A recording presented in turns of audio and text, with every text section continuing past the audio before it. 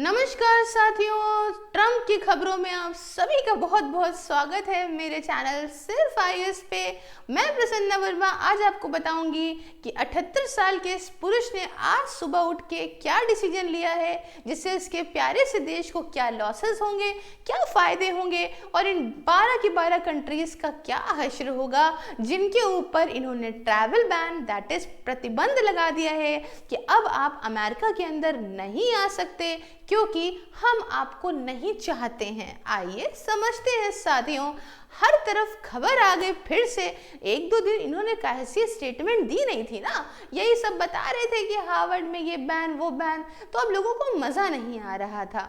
अब इन्होंने कहा कि हम मज़ा देंगे, तो मज़ा देने के लिए एक नई बात लानी पड़ती है और नई बात में ये लेकर आए हैं कि we don't want them, okay, क्योंकि हमें वो नहीं चाहिए, ऐसा डोनाल्ड ट्रंप ने कहा है और बैन कर दिया है ट्रैवल को 12 देशों से कि 12 देश के लोग जो है अब यूएस के अंदर नहीं आ सकते। आप देख सकते हो, Trump bans travel from 12 countries to US और वी डोंट वांट देम, सीधा सीधा लिखा हुआ है यहाँ पे। समझते हैं कि कौन से वो दोष तो उन पे लग गया, देश हैं। तो 5 जून दैट इज आज की ही बात है, डोनाल्ड ट्रंप ने इस बात को अनाउंस करा कि देखो वो 12 कंट्रीज जिसमें Afghanistan, Iran, Libya, Somalia, Yemen सब आते हैं, वो अब हमारे यहाँ पे लोग नहीं आ सकते हैं और ये पॉलिसी इफेक्ट ले रही है 9 जून से, मतलब आने वाले 9 जून से ये पॉलिसी लागू हो जाएगी। समझ गए बात को? आइए समझते हैं कौन सी कंट्रीज अफेक्ट हुई हैं इसके अंदर। तो आप देख सकते हो Afghanistan, Myanmar, Chad, Republic of Congo, Equatorial Guinea, Eritrea, Haiti, Iran, Libya, Somalia, Sudan, Yemen, ये सभी कंट्रीज इसके अंदर आई हैं। इसके अलावा कुछ पार्शियल रिस्ट्रिक्शंस भी लगाई गई हैं 7 दूसरे देशों में, जिसमें क्यूबा और वेनेजुएला भी हैं। मैं डिटेल से बताऊंगी वो 7 देश कौन से हैं, बिल्कुल इसमें आप स्मूथली चलिएगा लेक्चर के साथ। तो आप कहेंगे काहे भैया, काहे के लिए बैन लगा दिया? अब क्या सोच लिया ट्रंप चाचा ने, क्या रैशनल इनका पीछे बैन लगाने के? तो देखो, ट्रंप के एडमिनिस्ट्रेशन का ये कहना है कि हमको नेशनल सिक्योरिटी कंसर्न है। इसमें चाइना का नाम नहीं है जिससे वाकई में उसको लगता है कि कंसर्न है, लेकिन इसका नाम बाकी कंट्रीज का है। खैर, इन्होंने कहा कि मेरा प्राइमरी रीजन इस बैन को लगाने का यही है क्योंकि मुझे लगता है कि मुझे इन देशों से खतरा है, मेरे देश को। और रिसेंट जो टेररिस्ट अटैक हुआ बाउल्डर के अंदर, कोलोराडो के अंदर, वो एलिजेटली परपेट्रेट करा गया है इजिप्शियन इमिग्रेंट के द्वारा। अभी इसके बारे में मैं बात करूंगी कि इजिप्ट के बात क्या है ना, उसको तो लिया नहीं इन्होंने। देखिए समझिए, तो डोनाल्ड ट्रंप ने इस बात पे बहुत एम्फसाइज करा और ये कहा कि ये हमारे द्वारा करी जा रही चीज़ें बहुत ज़रूरी हैं अगर हमें यूएस को प्रोटेक्ट करना है आगे आने वाले आतंकवाद से, वीज़ा ओवर स्टेज से कि लोग आते हैं और यहीं पे बसने का सोचते हैं, घुसे रहते हैं, छुपे रहते हैं, जाते नहीं हैं इलीगल तरीके से, और सेफ्टी कंसर्न के चलते ऐसा कहा गया है। अब थोड़ा डिटेल से जानते हैं प्यारे साथियों। जो ये बात करी गई है उसमें जो पूरी तरह से फुल्ली रिस्ट्रिक्ट करा गया है वो कुछ देशों को किया है, जिनमें से Afghanistan, Burma that is Myanmar, Chad, Republic of Congo जो है अपना, उसके बाद Equatorial Guinea, Eritrea, Haiti, Iran, Libya, Somalia, Sudan, Yemen, ये जो कंट्रीज हैं वो कहा गया है ये काफ़ी ज़्यादा वेरी हाई रिस्क हैं। क्यों है? क्योंकि यहाँ पे इनएडिक्वेट स्क्रीनिंग होती है, टेररिज्म के इनके बहुत अच्छे संबंध हैं। अफगानिस्तान तो आप जानते हैं कि चलते तालिबान के, ऐसा इन्होंने कहा है। और ये सारी कंट्रीज यूएस के साथ कोऑपरेट नहीं करती हैं इमिग्रेशन इन्फोर्समेंट में, ऐसा व्हाइट हाउस ने अपनी प्रेस रिलीज में बात को रखा है। प्यारे साथियों, कुछ पार्शियल रिस्ट्रिक्शंस भी लगाई गई हैं वो कंट्रीज में, जैसे Burundi, Cuba, Laos, Sierra Leone, Togo, Turkmenistan और वेनेजुएला जैसी कंट्रीज हैं जिनमें एक लिमिटेड मात्रा में इमिग्रेंट और नॉन इमिग्रेंट वीजाज दिए जाएंगे, जैसे B1, B2, B1, B2, FMG। क्यों? क्योंकि यहाँ पे क्या होता है कि इनसे आए हुए लोग हाई ओवरस्टे रेट है, रुक जाते हैं यूएस के अंदर, या फिर लॉ इन्फोर्समेंट कोलैबोरेशन यहाँ पे इसमें देखने को कमी मिलती है। इसलिए यहाँ पे कुछ पार्शियल रिस्ट्रिक्शन लगाई हैं कि लिमिटेड चीज़ों में हम एंट्री देंगे, लिमिटेड लोगों को एंट्री देंगे। उसके अलावा व्हाइट हाउस ने जस्टिफाई करा है कि देखो जो रेस्ट्रिक्शंस हम लगा रहे हैं वो बिल्कुल सही है, क्योंकि अफगानिस्तान पे है तालिबान का कंट्रोल, ईरान और क्यूबा करते हैं state sponsored terrorism. State sponsored terrorism आप पूछेंगे क्या होता है? जब कोई देश की सरकार ही फंडिंग करके आतंकवाद को बढ़ावा करती है तो उसे स्टेट स्पॉन्सर्ड टेररिज्म कहते हैं। तो इनका कहना है कि ईरान और क्यूबा देश जैसे देश जो हैं वो स्टेट स्पॉन्सर्ड टेररिज्म को बढ़ावा देते हैं। हाइती influx of illegal immigrants during the Biden administration के टाइम पे इलीगल तरीके से यहाँ पे लोग आए थे हाइती से। उसके बाद कुछ कंट्रीज जैसे कि शड हो गई, ओवरस्टे कर्नाटक है, एट्रिया हो गई, ओवरस्टे रेट इनका भी 55% है, ये सब है, और जो यूएस के इमिग्रेशन लॉज के विपरीत जाता है। आतंकवाद के खिलाफ खड़ा होने वाला यूएस अभी हाल फिलहाल $10 मिलियन का जिस पे बाउंटी थी उसको हटा के यंग मैन कह के हाथ चूम लेता है, क्योंकि उससे उसको पैसे मिलते हैं। तो ये 78 वर्षीय आदमी पता नहीं क्या हो गया है, ही गॉन क्रेजी और व्हाट, आई डोंट अंडरस्टैंड। बहरहाल मैंने बताया फुल्ली रिस्ट्रिक्टेड कंट्रीज में, ना समझ आए फिर समझ लीजिए। Afghanistan, Burma, should, Republic of Congo, Equatorial Guinea, Eritrea, Haiti, Iran, Libya, Somalia, Sudan, Yemen का नाम है। बाकी पार्शियल रिस्ट्रिक्टेड में Burundi, Cuba, Laos, Sierra, Togo, Turkmenistan और वेनेजुला का नाम है। अब बात आती है कि क्या इम्प्लीकेशंस हुए और क्या रिएक्शन हुआ बाकी लोगों का। देखिए जैसे ही ये अनाउंसमेंट आई इससे के बाद ही डर का और अनसर्टेनिटीज हो गई कम्युनिटीज़ के बीच में। जो लोग, सपोज करिए आप किसी कंट्री में रह रहे हैं और उस कंट्री के अंदर अचानक से कुछ भी रोज़ एक रूल के अंदर बदलाव आ जाता है तो आपको तो डर लगेगा ना कि भाई कब क्या मुसीबत गिर जाए। सेम वहाँ पे भी देखने को मिला, खासकर अफगान्स जो वेट कर रहे थे रीसेटलमेंट का, तालिबान के रिटर्न ऑफ पावर, मतलब तालिबान के पावर वापस में आने के बाद उनमें डर का आ गया। Haitians fleeing gang violence and political instability. तो क्रिटिक्स का अच्छा ये आर्ग्यू करना है कि बैन जो ये लगाया इन देशों पे ये गलत तरीके से लगाया है। ये टारगेट सिर्फ और सिर्फ ऑलरेडी जो सफ़र कर रही हैं कम्युनिटीज़। अब भाई तालिबान से लोग भाग भाग के आए थे, तालिबान की चाहिए मतलब अफगानिस्तान में तालिबान का रूल होने के बाद आपने देखा होगा कैसे प्लेन वेन में लटक के लोग कितनी बुरी तरह भागे थे।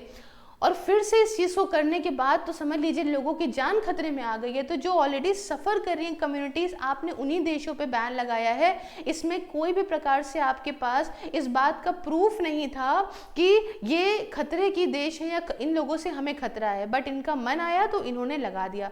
कुछ ऐसे एनालिस्ट का भी कहना है, वो सवाल उठाते हैं कि क्या रैशनल था behind a selection of the countries. जब आप इन देशों को सेलेक्ट कर रहे थे तो उनमें से आपकी क्या वजह थी जो आपने इन्हीं देशों को करा। क्योंकि आपने इजिप्ट जैसे देश को, मैंने जैसे शुरू में बताया था उनका अटैक के बारे में, तो आपने इजिप्ट जैसे देशों को तो बिल्कुल एक्सक्लूड कर दिया उसमें से, बल्कि रिसेंट वायलेंस इंसिडेंट जो हुए हैं वो वहीं के नेशनल से ही रिलेटेड हैं, तो आपने इजिप्ट का नाम क्यों नहीं लिया। हंसी तो मुझे आती है कि पाकिस्तान का इतना बड़ा नाम है टेररिज्म में और यूएस देखो तब भी नहीं लेता है और अच्छे से जानता है कि जो है पाकिस्तान का हम साथ दे रहे हैं। देखना बेटा एक दिन ये लकड़ी तुम्हारे ही हो जाएगी, शर्त लगाओ जैसे ओसामा के टाइम हुई थी। ठीक है, अब यहाँ देखो कि Donald Trump bans visas for new foreign. अच्छा एक और खबर है, खबर क्या है कि हार्वर्ड के बारे में मैंने आपको वीडियो बना के बताया था कि किस प्रकार से डोनाल्ड ट्रंप ने कह दिया था कि हार्वर्ड यूनिवर्सिटी वालों तुम फॉरेन नेशनल्स को अब अपने यहाँ पे एडमिशन नहीं दोगे, क्योंकि तुम्हारे इस एडमिशन देने के चलते हमारे प्यारे अमेरिकन बच्चों को नुकसान होता है। खासकर चाइनीज़ आते हैं यहाँ पे और ये हमारे यहाँ से पढ़ के बिलियंस डॉलर्स कमाते हैं और हमारे यहाँ पे हमारे बच्चों को नुकसान होता है, साथ में मारते पीटते हैं और ये करते हैं और वो करते हैं। अब इन्होंने कह दिया है कि जो भी व्यक्ति यहाँ पे फ्रेश वीज़ा अप्लाई करेगा और वो हार्वर्ड में पढ़ने के लिए अप्लाई करेगा, उस पर टोटल बैन लगा दो। ऐसे वीज़ा हम देंगे ही नहीं जिसमें आप फॉरेन स्टूडेंट्स ये बात के अप्लाई करके वीज़ा ले रहे हैं कि हमें हार्वर्ड में पढ़ने जाना है। मतलब अलग ही लेवल चल रहा है इसका हार्वर्ड को लेके। हार्वर्ड भी समझ गया है ये थोड़ा सा दिमाग से खिसका है, इस वजह से हार्वर्ड इसकी बात को अब कह नहीं सकते हैं, वैसे ही समझ रहा है, जस्ट लाइक आईफोन वाले टिम कुक की तरह।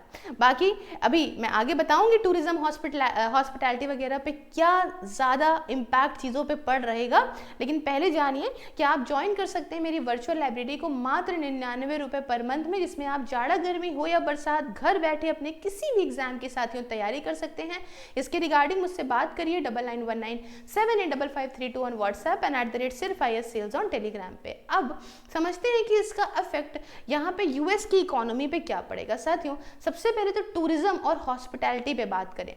देखिए ट्रैवल और टूरिज्म इंडस्ट्री जो है वो एक अच्छा खासा कंट्रीब्यूटर है यूएस की इकोनॉमी में, इससे बहुत पैसा यूएस की इकोनॉमी को मिलता है और यहाँ पे कमी होने वाली है इन देशों से।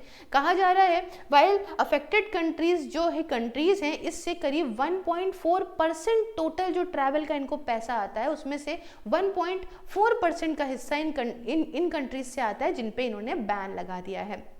उसके अलावा ये देखने को मिलता है कि देखो लोग आते हैं तो लोग खर्चा करते हैं तो इससे वहाँ की इकोनॉमी में और कंट्रीब्यूशन होता है, तो इससे ये भी लॉसेस करीब 14 बिलियन टू 30 बिलियन एनुअली ये झेलेंगे। अब जो डाउन टर्न है ये अफेक्ट कर सकता है कुछ स्टेट्स को बहुत हेविली जो टूरिज्म पे रिलाई करती हैं, जैसे फ्लोरिडा, कैलिफोर्निया, न्यूयॉर्क। आप जानते हैं न्यूयॉर्क जानते हैं वो छड़ी वाली आंटी को लेने के लिए, हाँ देखने के लिए है ना, सॉरी लेने नहीं देखने के लिए। अब दूसरी बात आती है बिजनेस ट्रैवल। देखिए अननेसेसरी जो आप बैन लगा रहे हो वो ऑलरेडी देखिए इम्पैक्ट करता है बिजनेस ट्रैवल को। पूरे विश्व भर से बिजनेस ट्रैवल एसोसिएशन में लॉस करीब 185 मिलियन डॉलर्स का बिजनेस ट्रैवल बुकिंग्स में हुआ है इस अनाउंसमेंट के करने के बाद। इसके अलावा 1% कमी देखने को मिली बिजनेस ट्रैवल की, खर्चा जो लोग करते थे, जिससे लॉस करीब इनको 71,000 जॉब्स का नियरली 5 बिलियन का जीडीपी में लॉस हुआ है। इसके लॉन्ग टर्म इफेक्ट तो अभी बहुत और ज़्यादा होंगे देखने लायक। अब बात आती है हायर एजुकेशन की। ट्रम्प सोचते हैं कि इनके यहाँ से लोग पढ़ के सब जाके अरबपति बने जा रहे हैं, बट यहाँ पे ये समझिए कि आपकी जो यूनिवर्सिटीज़ हैं उनको भी फॉरेन नेशनल्स स्टूडेंट्स कितना पैसा देके जाते हैं। तो ये जो बैन लगाया गया है इससे हायर एजुकेशन सेक्टर को भी काफ़ी ज़्यादा नुकसान होगा, खासकर उन इंस्टीट्यूशंस को जो रिस्ट्रिक्टेड कंट्रीज से स्टूडेंट्स को अपने यहाँ पे एनरोल करते थे। 2015 में देखा गया था कि इंटरनेशनल स्टूडेंट्स ने करीब 35.8 बिलियन डॉलर्स यूएस की इकोनॉमी में कंट्रीब्यूशन दिया। अच्छा खासा पैसा होता है ये। इसके लिए पाकिस्तान किसी के चरण भी चूम लेता है। एक ऐसा एनरोलमेंट में कमी इन सारे नेशनल से एक अच्छा खासा फाइनेंशियल का झटका यूनिवर्सिटीज़ के साथ साथ आसपास की कम्युनिटीज़ को भी देगी। बात आती है एविएशन इंडस्ट्री की। जो प्लेन उड़ा रहे हो उसमें क्या नुकसान है। देखिए एयरलाइंस तो एक्सपीरियंस करेंगी डिक्रीज, डिमांड उनकी कम हो जाएगी इन कनेक्टेड रूट्स पे जो बैन कंट्रीज वाले हैं, और पुराने वाले जो ट्रैवल रिस्ट्रिक्शंस लगे थे उसी में ही एयरलाइंस को अच्छा खासा घाटा हुआ था 50% तक का। और मेजर कैरियर्स जैसे कि delta airlines, United airlines, American airlines भी एडजस्ट कर सकती हैं ऑपरेशंस को। हालांकि इनके यहाँ के कोर्ट ने कह दिया है कि ये तो पूरी तरीके से हाथ में है हमारे प्रेसिडेंट के, कि आराम से आप लगा लीजिए, कोई दिक्कत नहीं है इस बैन पे। अच्छा, कुछ और भी इकोनॉमिक इम्प्लीकेशंस हो सकते हैं यूएस को, जैसे ये बैन यहाँ इन्फ्लुएंस कर सकता है इन्वेस्टर का कॉन्फिडेंस हिलता है ना, कल को ये क्या डिसीजन ले ले कुछ पता नहीं है। इंटरनेशनल रिलेशन में ये किस देश पे सनक जाए क्या पता, तो इन्वेस्टर पैसा लगाने से भी डरता है। और बहुत सारे इंस्टीट्यूशनल इन्वेस्टर्स लगातार कह रहे हैं कि हमें यहाँ पे जो एकदम वोटैलिटी हो रही है, जो ट्रम्प कुछ भी बोलते हैं एकदम से शेयर गिर जाता है, बढ़ जाता है, ये हो जाता है, वो जाता है, तो ट्रेड मार्केट स्टेबल नहीं चल रहा है इनकी पॉलिटिक्स की वजह से। तो ये बैन एक तरीके से डिप्लोमेटिक टाइज भी अफेक्टेड कंट्रीज के साथ खराब कर रहा है, इससे कोऑपरेशन दूसरे एरिया में भी, ट्रेड में भी खराब होगा और इसके जो रिपरकशंस हैं वो देखिएगा अभी जितने दिख रहे हैं उससे कई गुना ज़्यादा आगे आने वाले वक्त में दिखेंगे साथियों। इस ट्रंप को तब पता चलेगा भी कैसे, ये तो चला जाएगा ना, तीन साल बाद, 1 साल तो बीत गया इसका।